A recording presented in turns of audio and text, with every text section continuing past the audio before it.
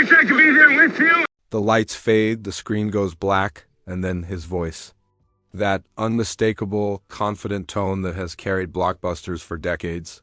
Tom Cruise doesn't just enter a room, he owns it. He runs, he jumps, he flies, he risks his life. And yet, for a boy who once couldn't even read properly, Hollywood was supposed to be impossible. This is the story of the man who turned impossible into routine, and still lives as if the next mission will be his last.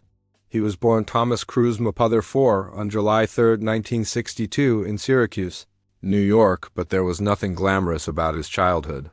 His family moved constantly, chasing jobs that never lasted, living in tiny apartments, scraping for rent. His father was a man Tom would later call a merchant of chaos, charming one moment, frightening the next. At school, Tom struggled. Dyslexia turned every page into a blur. Reading was torture. Teachers thought he was lazy, some even called him stupid, but Tom knew he wasn't stupid. He just had to find another way to learn. And he did, by watching, by memorizing, by throwing himself into action rather than books. His refuge was performance. Not the glamorous kind, but school plays, church dramas. At 16, after a short-lived dream of becoming a priest, he picked up an acting script, and something clicked. He wasn't just pretending to be someone else, he was escaping, and that escape was addictive. In 1980, he left home with nothing but a few dollars and a dream, landing in New York with a cheap jacket and a determination that could break steel. He waited tables, auditioned endlessly, slept on couches. The rejections piled up, but he treated each one like a dare. You think I can't do it? Watch me. That became his silent promise. Then came Taps in 1981. It was a small role, but something about his intensity caught Hollywood's eye. By 1983, Risky Business hit theaters. And there he was dancing in his underwear to old-time rock and roll, an image that would haunt and define him forever. People saw a pretty face, a charming smile, but they missed the steel underneath. Success came fast, but so did whispers.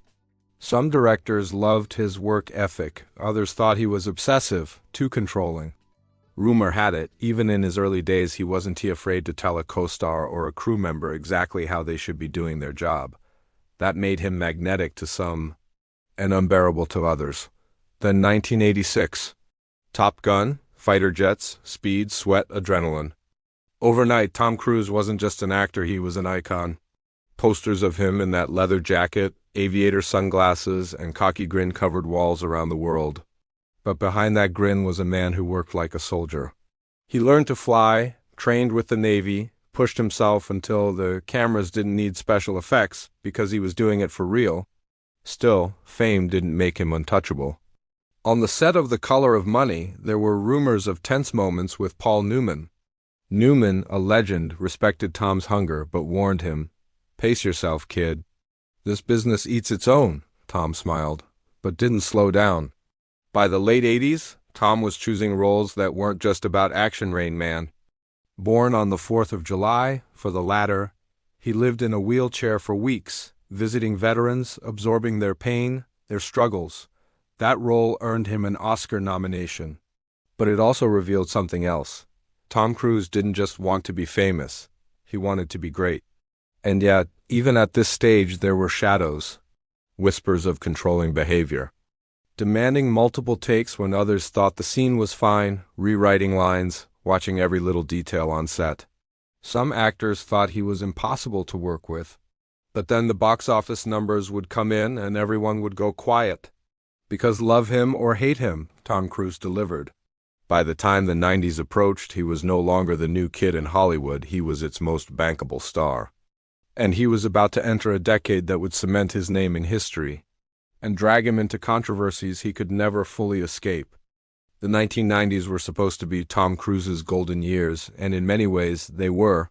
Blockbusters like A Few Good Men, Interview with the Vampire, and Jerry Maguire didn't just make him richer, they made him a cultural icon.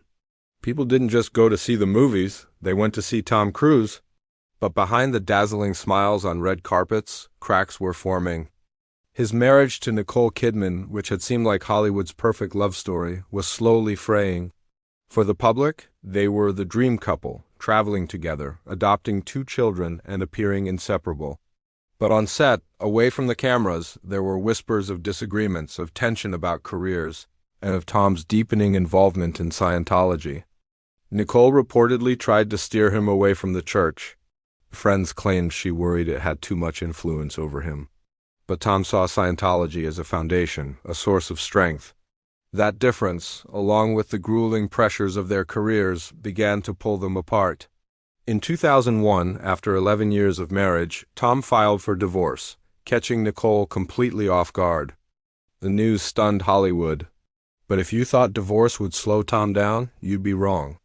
This was the era he transformed from being just a movie star into an action machine. The Mission Impossible franchise became his battlefield.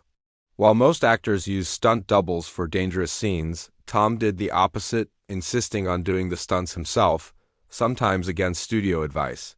From hanging off cliffs in Mission Impossible 2 to dangling from the side of a plane in Mission Impossible Rogue Nation, he put his own body on the line to sell the story. Some insiders called it reckless. One crew member remembered, "He doesn't just want to act, he wants to feel every risk.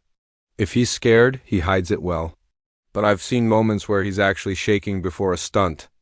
That obsession with control sometimes caused tension on set. There are stories, never officially confirmed, but often whispered, of Tom demanding dozens of takes until a scene felt perfect. A lighting crew member once joked, "If you want to survive a Tom Cruise shoot, don't plan any weddings or vacations. You'll never know when you'll be done." Still, his commitment inspired others. Young actors who worked with him said he gave real advice, not just polite words. He would tell them, "You don't owe the audience perfection. You owe them truth, the rest, the fame, the money, that's just noise." Yet Tom's personal life never stopped being tabloid fuel. After Nicole, there were high-profile romances with Penelope Cruz and Katie Holmes. The Holmes marriage, fast, passionate, and very public, became one of the most analyzed celebrity relationships of the 2000s. Their daughter, Suri, became the center of media obsession, often photographed in public before she could even talk. Then came the infamous moment, Tom jumping on Oprah's couch, declaring his love for Katie with childlike energy. Some saw it as romantic, others called it bizarre. But it cemented one truth: Tom Cruise doesn't do anything halfway. Even now, decades later, whether it's a movie stunt, a press interview, or a personal declaration, Tom lives at full throttle. That's his gift and his risk. And maybe that's why, love him or criticize him, Tom Cruise remains exactly what he's always wanted to be: unforgettable. By the early 2000s, Tom Cruise was no longer just an actor, he was an empire. Every movie he touched turned into a cultural moment. But with fame came a new kind of pressure. Hollywood began to shift, younger actors were rising, and the tabloids were hungrier than ever for cracks in his perfect image. Tom had to fight to keep control of his narrative. Then came War of the Worlds in 2005, a massive blockbuster directed by Steven Spielberg. The movie was a hit, but what people remember most from that year wasn't the alien invasion on screen. It was Tom jumping on Oprah's couch, declaring his love for Katie Holmes. The clip went viral before viral was even a thing. For some, it was endearing. For others, it was the moment he became a caricature. His marriage to Katie became a media obsession. Paparazzi chased them across continents. The birth of their daughter, Suri, was front-page news worldwide. But behind the scenes, there was tension between Hollywood, the press, and Tom's deeply personal connection to Scientology. Rumors swirled, and when Tom and Katie divorced in 2012, the split was as public and dramatic as their romance had been. But here's the thing about Tom Cruise: he doesn't vanish. He doesn't retreat, he comes back bigger. He doubled down on Mission Impossible, performing stunts so dangerous insurance companies refused to cover him. Hanging off an airplane in mid-flight? Check. Free climbing a cliff with no safety net? Done. Halo jumps from 25,000 feet? Just another day at work? Colleagues say that on set, Tom is demanding, but not out of ego. He pushes Cruise because he pushes himself harder. One stunt coordinator admitted, "The man will rehearse until his body gives out, then he'll do it again." It's this relentless drive that's kept him on top for 4 decades. And now, with Top Gun, Maverick breaking records and uniting generations of moviegoers, Tom Cruise has done something rare in Hollywood. He's not just maintained his stardom, he's expanded it. He's the bridge between the old-school movie star and the new digital era. When asked what advice he'd give to young actors, he doesn't talk about fame or money. He says, "Know your craft. Respect the people who help you make it happen. And never, ever stop learning." Tom Cruise's story isn't just about movies. It's about obsession, the kind that turns a dyslexic boy from a broken home into a man the world calls a legend. It's about surviving scandal, heartbreak, and an industry that eats its own.